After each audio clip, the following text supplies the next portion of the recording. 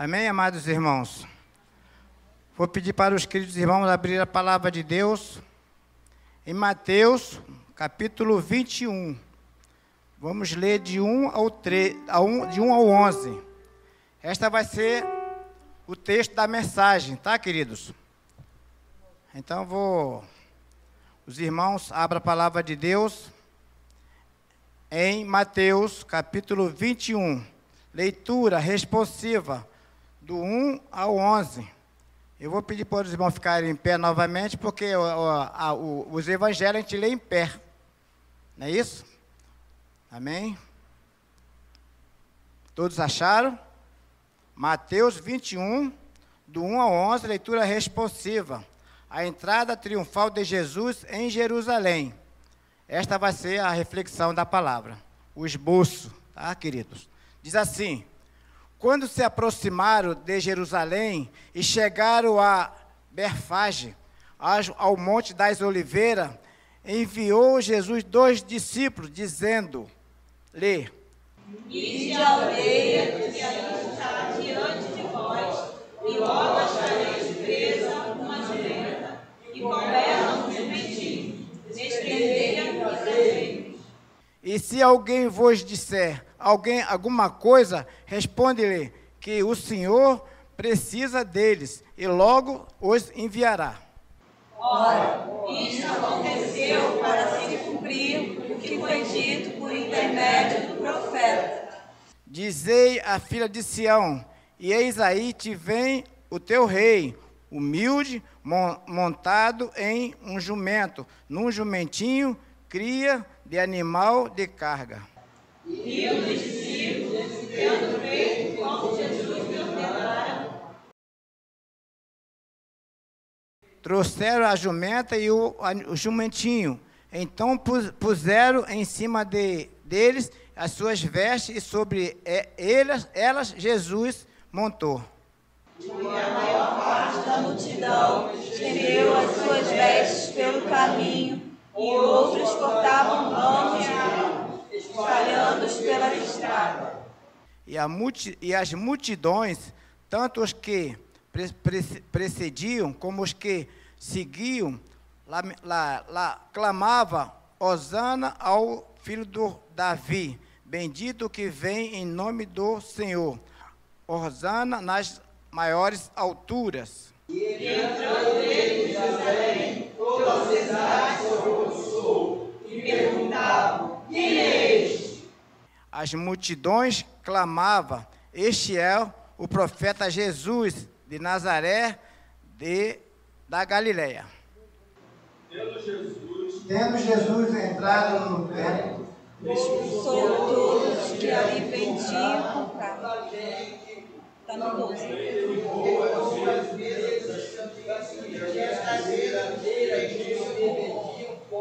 e disse-lhes: está escrito, a minha casa será chamada casa de oração. Vós, porém, a transformais em covis de salteadores. Os irmãos podem sentar. A gente vai orar. Amado Deus, na sua presença, Pai, estamos, porque o Senhor é bom. O Senhor nos trouxe nesta noite para ouvir o Senhor falar. O Senhor já falou de diversas formas, já falou através da palavra lida, já falou através dos louvores, das orações. O Senhor agora vai falar através da palavra explanada, que o seu Filho vai explicar para a sua igreja. Pai querido, que esta palavra fique gravada no coração da sua igreja, e que a sua igreja, a Igreja Presbiteriana do Centenário, possa praticar a sua maravilhosa palavra, porque a sua palavra é vida. Sua palavra tira o homem da escravidão do pecado. Sua palavra tira o homem do pecado e transforma leva a sua maravilhosa luz. Muito obrigado, meu Pai querido, por esta grande oportunidade. Muitos queriam estar aqui e não estão, mas nós, pela sua bondade e misericórdia, o Senhor nos trouxe. Nesta noite, a sua vontade prevaleceu. Que a sua vontade, Pai, prevaleça sempre nas nossas vidas, porque nós entendemos que a sua vontade é a melhor para cada um de nós. muito obrigado por tudo. Perdoa, Pai, os meus pecados, as minhas fraquezas. Perdoa a sua igreja e continua nos abençoando. Em nome do seu Filho amado, Jesus Cristo. Amém.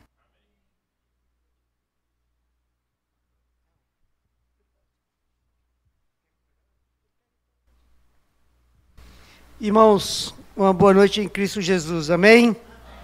Todos são bem-vindos a esse culto de louvor, adoração e gratidão a Deus. Estamos reunidos em nome do Pai, do Filho e do Espírito Santo. E nessa certeza que nós vamos juntos ouvir o que Deus tem para os nossos corações na noite desse dia. Eu sei que essa semana foi marcada profundamente por pessoas que precisaram recorrer aos médicos, às internações, aos cuidados da medicina. Mas nós nos alegramos com tudo isso, porque quem foi para o hospital para fazer uma cirurgia, voltou para casa com o sucesso da cirurgia. E nós aprendemos, conforme o salmista falou, e o salmista nos ensina, que Deus guarda a entrada e Deus guarda a saída. Se Deus promete isso aos seus filhos, isso se cumpre em cada internação, em cada cirurgia e em cada cuidado especial. Então nós vamos agradecer pela vida da nossa irmã Conceição, que operou, esperava muito por essa cirurgia, operou, Deus usou os médicos e a manifestação de Deus chegou aos nossos olhos e aos nossos ouvidos. Vamos orar também pela dona Antonieta, né? Foi fazer um exame, foi fazer uma consulta depois de um quadro mais delicado, e teve que ficar internada. Vamos lembrar do coração de uma pessoa que está sofrendo, mas também de uma família que está acompanhando. Na doença sofre o doente e sofre quem acompanha esse doente. Eu queria que você fechasse os seus olhos e de uma maneira muito sincera no seu coração, você que deseja orar, ore por isso. Santo nome, agradecemos, Senhor, quanto o Senhor tem feito em nossas vidas, por esse culto, Senhor, abençoado, pelos louvores honrados, pela palavra que já foi dita, orações que já foram feitas, Pai. Toda a honra, toda a glória seja dada a Ti. É um culto de adoração ao Teu santo nome. Agora, diante de Ti, Senhor, nós queremos, em primeiro lugar, Te agradecer, Senhor, pela vida da Conceição, pela cirurgia que ela fez, Pai amado. Obrigado, Senhor, pelos seus cuidados para a tua filha. Tu é um Deus cuidadoso, Tu é um Deus zeloso, Tu é um Deus fiel. Esteve com ela, Senhor. Tudo foi feito conforme a Tua vontade, o Teu querer, no seu tempo.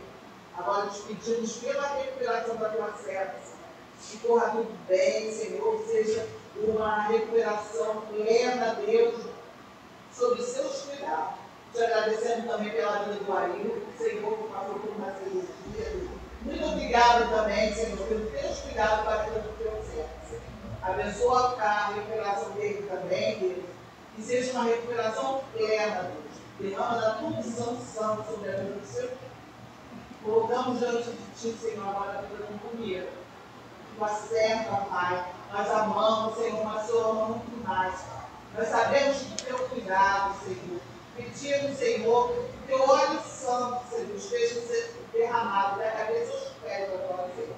Que Tu possa estar abençoando os médicos, os enfermeiros, toda a equipe, Senhor, daquele hospital que está ali nos cuidados para a campanha certa. Ô, Senhor, sabemos, Senhor, que Tu é o médico dos médicos. Nada é impossível para Ti.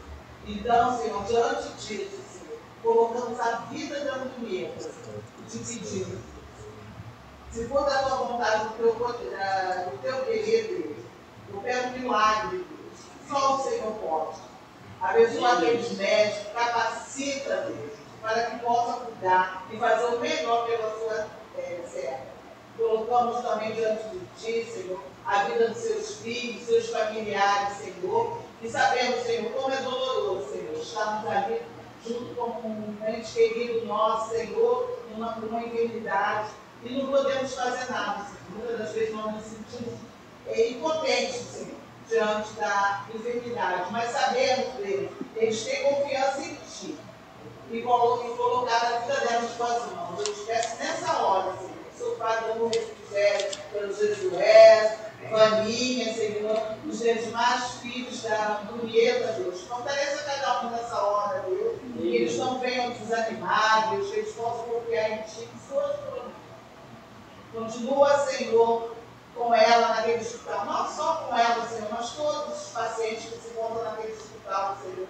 Nós sabemos que são muitos, Pai, que estão em meio, Senhor, precisando, Senhor, de uma assistência, Senhor, de uma cura, de uma cirurgia, Pai. Pedindo que teus anjos, Senhor, estejam visitando cada leito, cada enfermaria, Senhor, cada quarto, Senhor, derramando da tua unção. Nós pedimos, louvamos e agradecemos. No nome santo de Jesus. Amém. Amém. Obrigado, Leila Batista. Irmãos, nós estamos aí numa semana aí de celebração das comemorações da Páscoa. E o Papa Francisco fez um editorial que me chamou a atenção. Eu fui criado na Igreja Católica, minha infância, minha adolescência. E era costume lá em casa, na semana da Páscoa, comer peixe.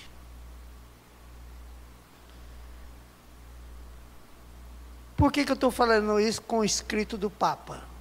Porque no meio evangélico não se segue esse ritual de comer peixe, só comer peixe na Páscoa.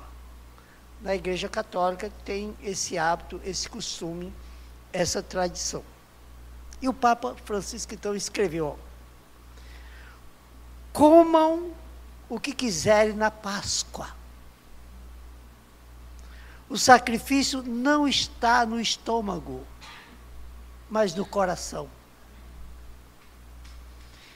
Eles abstêm-se de comer carne, mas não falam com os irmãos, nem com os familiares.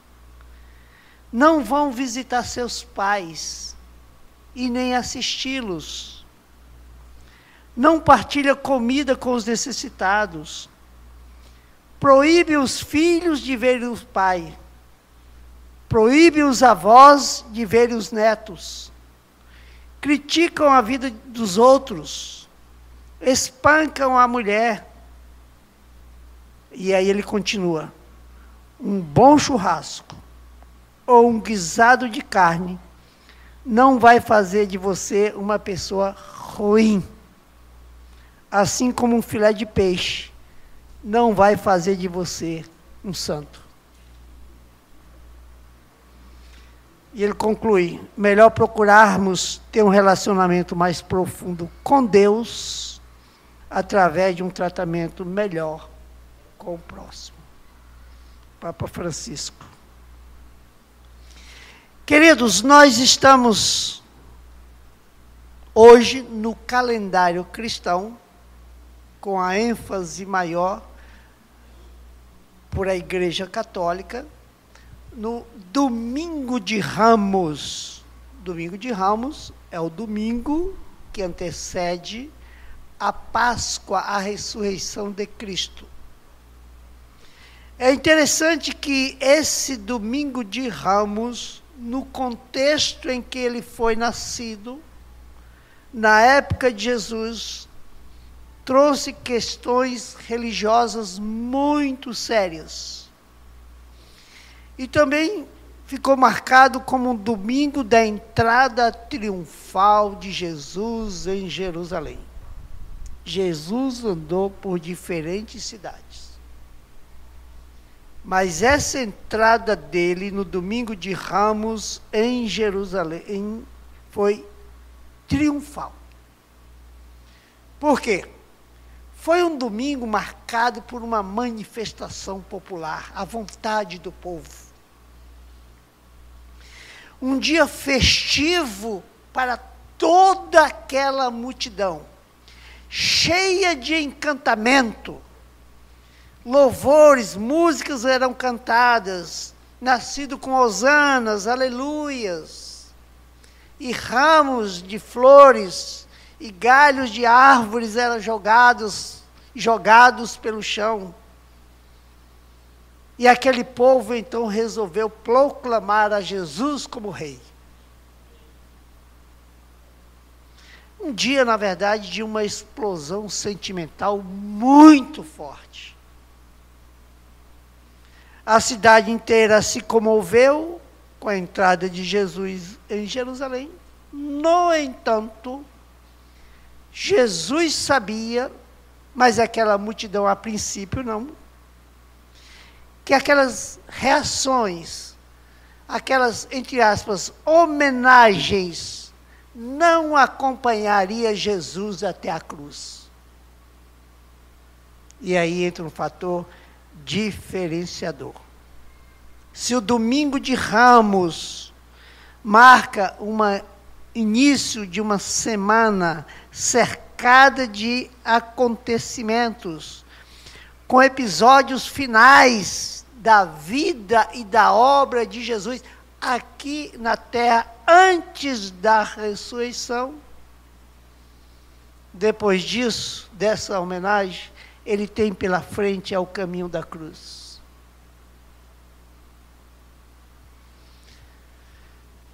Buscar a Jesus nas alegrias e nas emoções tem sentido, mas não tem significado quando não tem continuidade. Aquele caminho agora, na verdade, que tem a seguir após o ato festivo de flores, de ramos, de hosana, aleluia, glória a Deus, paz nas alturas, tem um desprezo com Jesus. Não despreze ninguém na sua vida. Você precisa um do outro, e nós dependemos um do outro, e todos nós somos dependentes uns dos outros. A semelhança da nossa experiência com Deus, assim também a nossa existência requer esse cuidado nosso, de não desprezar algum momento na nossa vida um mover de Deus, um agir de Deus, porque muitas vezes somos tomados só pelas emoções. E ali, depois desse episódio, dessa entrada triunfal, vai começar uma semana cheia de eventos e de desafios e de ensinamentos e de cobrança do próprio Jesus para um povo que fez uma homenagem a ele, se assim quisermos falar. Primeira coisa, na segunda-feira, o domingo é de Ramos, é o povo cantando. Na segunda-feira é a rotina do ministério itinerante de Jesus. Quando passa, olha uma figueira que não tinha frutos, e naquela segunda-feira ele amaldiçoou uma figueira porque lá não tinha nenhum fruto. Ah, eu não quero estar no caminho do Senhor na segunda-feira, porque eu preciso estar no caminho do Senhor todos os dias, para não receber a maldição do Senhor, e sim receber a bênção que Ele tem reservada para mim e para os seus filhos. E a segunda-feira, depois dessa maldição que Jesus falou, nunca mais nasça fruto de ti. A segunda-feira termina com mais um passo de Jesus dado na direção da cruz. A cruz, lugar da humilhação. Depois vai ter a exaltação. A terça-feira acontece algo estranho, que na verdade é a atitude de quem com ele trabalhou, de quem com ele viveu, que é a história de Judas, que querendo ganhar dinheiro, entrega Jesus aos sacerdotes, para que Jesus fosse condenado. Uma atitude egoísta e interesseira da parte de Judas, que não soube tirar proveito dos verdadeiros ensinamentos do Senhor. E esse episódio também nos chama a atenção, pelo fato de alguém que não soube tirar proveito da presença de Jesus. Será que hoje o meu coração também não está assim? Não está sabendo tirar proveito da presença de Jesus? Não estou sabendo tirar proveito do milagre que Jesus quer operar na minha vida, do milagre que Jesus quer realizar. Ele quer realizar na minha vida. Na terça-feira aparece então o confronto com as ideologias políticas e religiosas. É uma semana difícil para Jesus, mas ele encarou isso com muita tranquilidade. Os grupos religiosos e políticos, que são vários, mas eu vou destacar dois aqui, os fariseus e os herodianos, provocaram a Jesus sobre a questão do tributo, sobre a questão dos impostos. Eu gosto de uma frase americana, que o americano tem duas grandes certezas: é a morte e os impostos. E os herodianos e os fariseus foram provocar Jesus sobre direitos e obrigações, porque todos nós temos direitos, temos obrigações e temos deveres. Mas eles foram lá com o intuito de provocar Jesus, para que Jesus mostrasse algo de desobediência a César, o imperador. Ou, se não estava cumprindo os requisitos religiosos. Foi quando Jesus falou aquela frase célebre: dá a César o que é de César e dá a Deus o que é de Deus. Uma coisa boa que nós precisamos aprender: separar aquilo que é para Deus e aquilo que é para o nosso exercício civil ou cívico da nossa caminhada, da nossa existência. E encontra com os saduceus. Então Jesus entrou naquela semana dos ensinamentos finais. Agora é a reta final, vou ter que passar isso para eles. Os saduceus eram um grupo religioso muito forte, tendo influência sacerdotal, que no contexto religioso daquela época, eles acreditavam em milagres. Acreditavam na manifestação do poder de Deus, mas não acreditavam na ressurreição. Quando Jesus se apresenta, e aí um fator interessante, quando Lázaro morre, e Jesus ressuscitou a Lázaro, criou atrito no contexto religioso do grupo dos saduceus. Porque os saduceus tinham um documento, uma declaração de que não havia ressurreição. Não havia ressurreição. E Jesus chega naqueles contextos de diferentes grupos, dizendo: eu sou a ressurreição. E aqueles grupos que não aceitavam, criavam, assim, todo um dilema. Por que isso? Porque no nosso contexto religioso aqui, nós vamos encontrar grupos que vão também negar a ressurreição, ou acreditar numa ressurreição de algo que aparece visível em animais ou em plantas, ressurgir da vida de outra forma.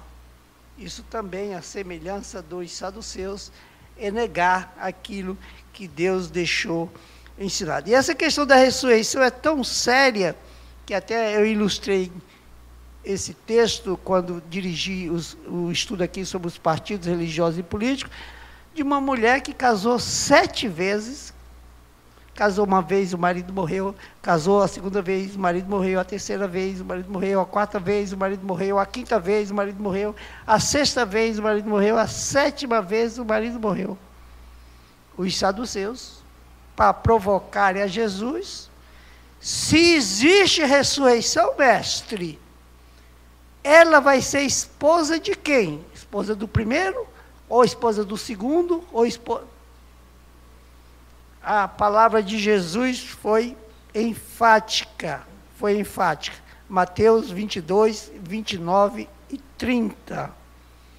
Quando eles perguntaram para Jesus, qual dos 7 será ela esposa?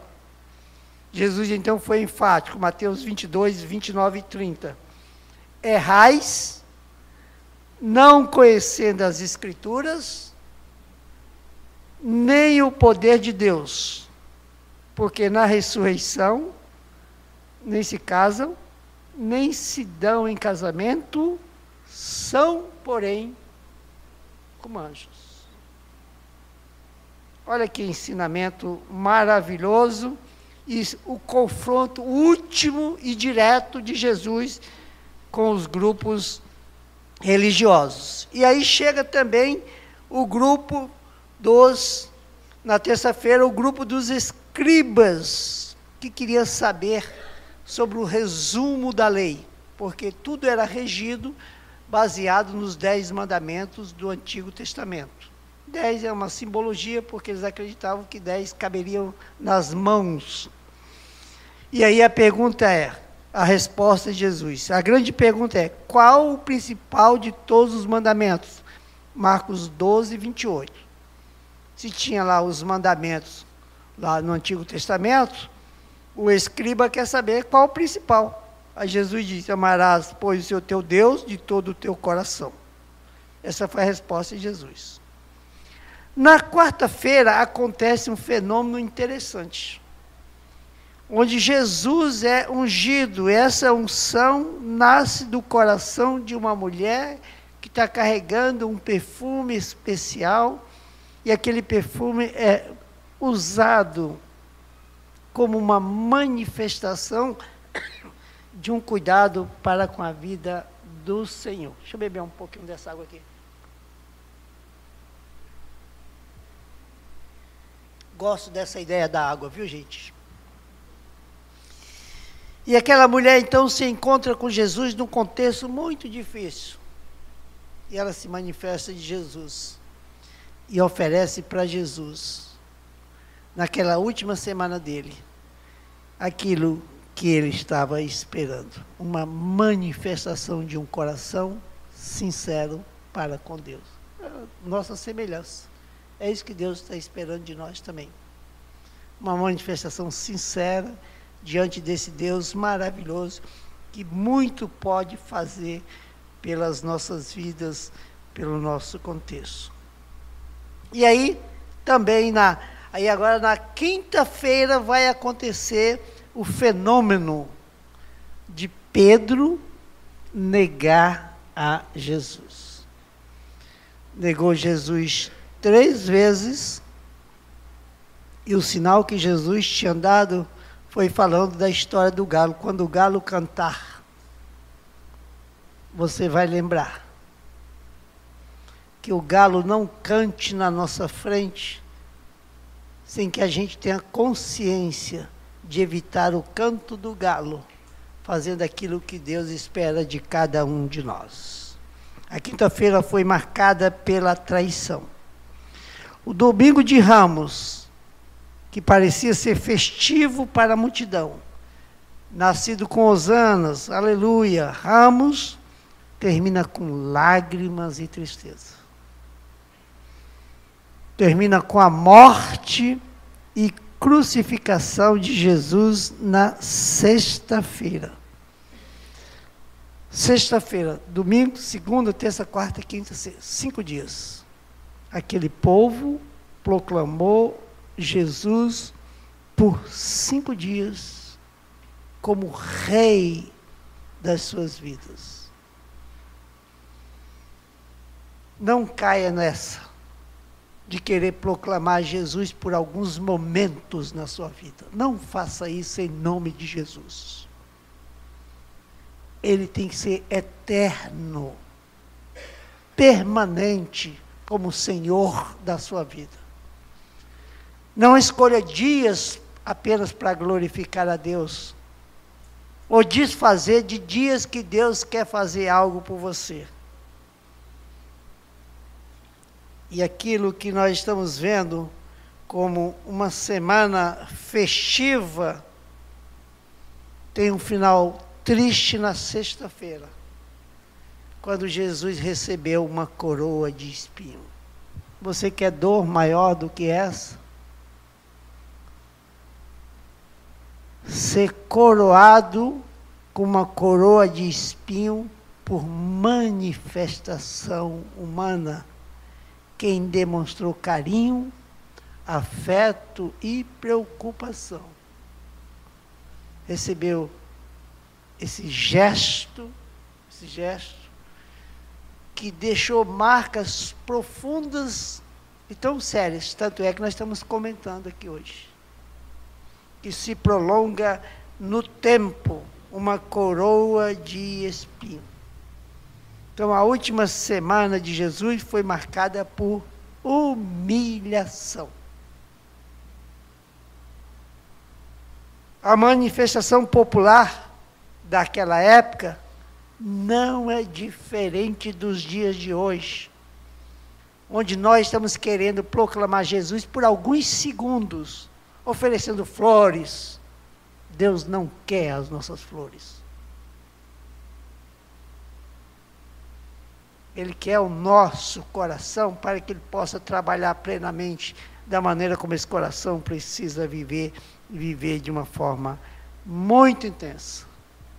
Não vamos entrar nesse circuito de ter Jesus por alguns momentos, quando esses momentos são favoráveis aos nossos interesses. Jesus, então, foi coroado. Ele recebeu uma coroa de espinho. Jesus não precisa ser coroado porque ele já é rei. Ele não precisava daquela coroa porque ele já era rei. Ele não precisava daquelas manifestações porque ele já era Senhor para entrar em Jerusalém. E o Domingo de Ramos deixa para nós essa história de que Jesus é rei e eu posso ser servo desse rei.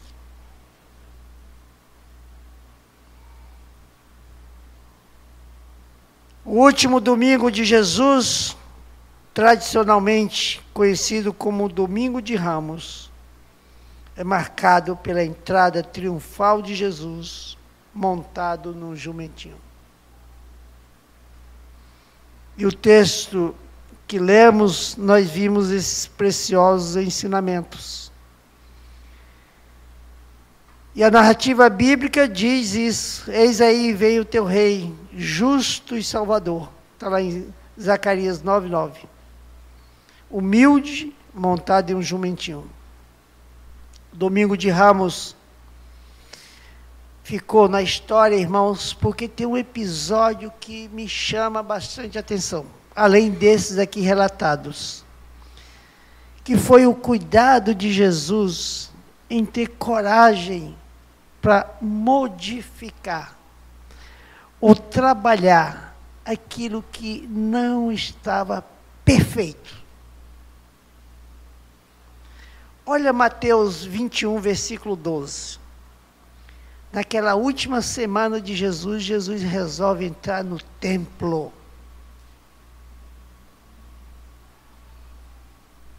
E nesse dia, no lugar onde ele leu a palavra de Deus, curou, ensinou, ele tem essa atitude. Mateus 21, 12. Tendo Jesus entrado no templo, expulsou todos os que ali vendiam e compravam. Na Bíblia vamos encontrar 3 referências aos templos consagrados em Jerusalém. O templo de Salomão, no Monte Moriá, 1 Crônicas 28 a 30, que foi saqueado e destruído pelos babilônicos. O segundo templo, o templo de Zorobabel, construído no mesmo local por um decreto dos reis Ciro e Dário, reis persas. O terceiro templo, o templo de Herodes, reedificado por Herodes o Grande, rei da Judéia, e esse templo só foi concluído em 64 da era antes de Cristo, e destruído no ano 70 pelo general Tito, e os objetos de culto foram levados para Roma. A narrativa bíblica de Mateus 21, que nós lemos aqui, que o presbítero Josevaldo leu, deixa para nós um cuidado do Senhor em transformar pontos essenciais que não estão sendo proveitosos por um deslize de outros interesses. No caso aqui do templo, o interesse comercial. E no caso da nossa vida, quando Deus quer mexer, quando Deus quer trabalhar, quando Deus quer operar em proveito daquilo que vai satisfazer plenamente os ensinos do Senhor. A venda de produto era uma coisa muito séria dentro do templo. As coisas do sagrado já estavam ultrapassando o valor do mercado daquela época da comercialização, uma verdadeira exploração. E a palavra de Jesus chega no templo, tendo uma atitude, aos nossos olhos no dia de hoje, seria uma atitude rebelde, se assim quisermos olhar por esse ângulo. Mas não. Ele chega e diz porque ele entra naquele lugar e deixa essa sábia palavra e uma grande orientação e um proveitoso ensino. Mateus 21, 13. Pode ler, igreja. Pode ler Mateus 21, 13.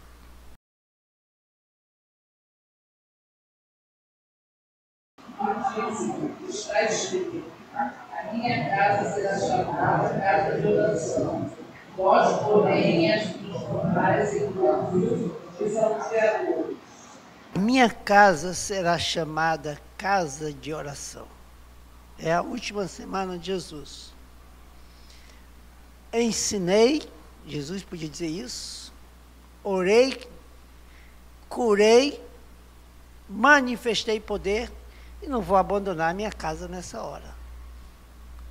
A minha casa será chamada casa de oração, porque está faltando a oração. Quando falta oração, irmãos, por isso que eu gosto quando a igreja ora, eu gosto de participar de reunião de oração, eu gosto de ver a igreja orando, porque quando falta a oração, entra o egoísmo e os interesses pessoais. Eu digo isso como psicólogo e como pastor. A melhor maneira para eu conhecer uma pessoa é ouvindo sua oração.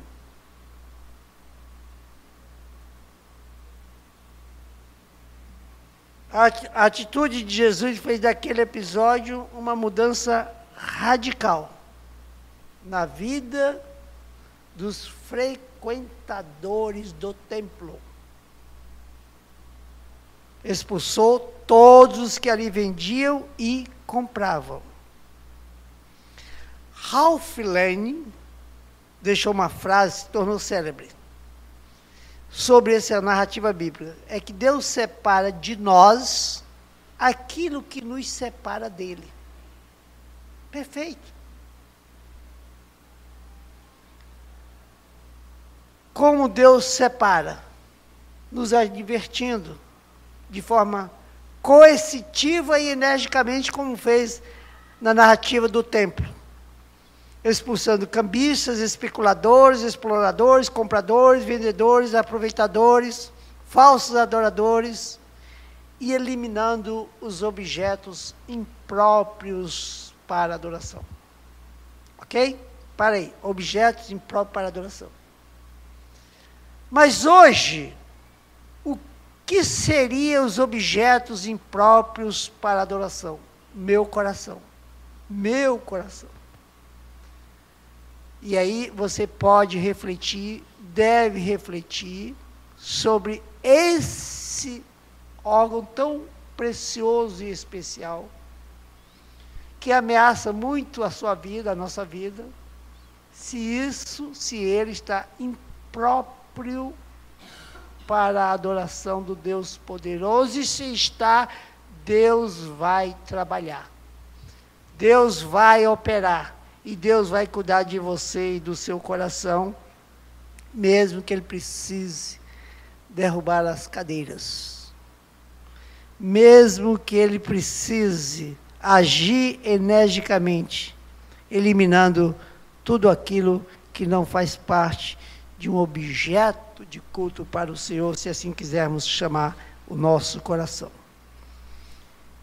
E outra frase também de Thomas Adams, que diz, lembre-se, quando Deus omite a correção, entra pelas portas a condenação. Se Jesus, na última semana do ministério itinerante dele, não tivesse feito aquela correção do templo, eu imagino como seria aquele templo nos dias de hoje. Para nossa reflexão. Jesus, entrando no templo, percebeu que não havia zelo na casa e na causa do Senhor. E eu e você somos instrumentos dele para zelar pela causa e pela casa. O povo no templo faltava com reverência, faltava com respeito. O espaço que era dedicado à verdadeira adoração e os sacrifícios estavam sendo usurpados. O espaço estava sendo usurpado. Por quê? O templo é lugar da adoração, lugar da oração, lugar do ensino e do aprendizado, lugar da reverência, lugar da regeneração pessoal, do encontro familiar, do encontro comunitário, sendo templo de realidade em realização. Quando Jesus chegou àquele templo, ele queria tirar as velhas ênfases e os velhos interesses reinantes e dominantes de um lugar que tinha sido construído para a finalidade de um Deus que precisava ser adorado, aguardando exclusivamente a manifestação de um povo que ele escolheu. E assim, irmãos, a semelhança da palavra de Deus, vamos então exercer esse cuidado que Deus espera de nós no relacionamento com ele, com o templo, zelando pela casa do Senhor.